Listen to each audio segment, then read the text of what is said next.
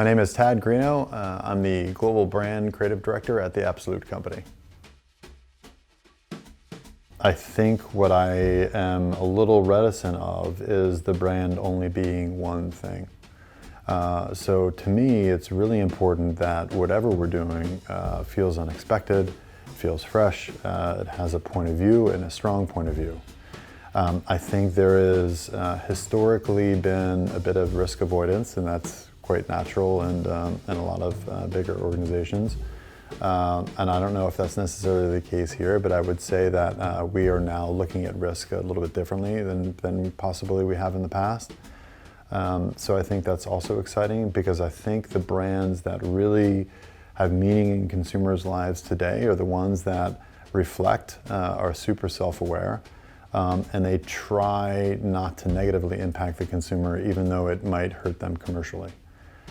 The example I was using was obviously Nike with Colin Kapernick, because clearly in a relationship that is a multi-year, multi-billion dollar one, to support an athlete based on the values of the company was really meaningful and was a massive risk.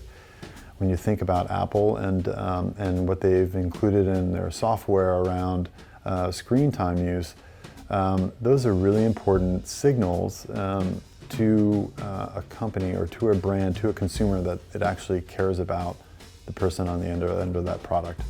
And that to me is where there's an awesome and incredible opportunity for this brand. No, I think what's really important to me as we move forward is one thing, which I will just say quite simply is, in one word, responsibility. So instead of seeing it added almost in a discarded way to communication, is we're going to fill it with meaning, where we as a brand are going to take strong actions that show that we're taking things like consent and all the issues that are happening, certainly world around spiking, to transgender and showing other affiliations besides just binary.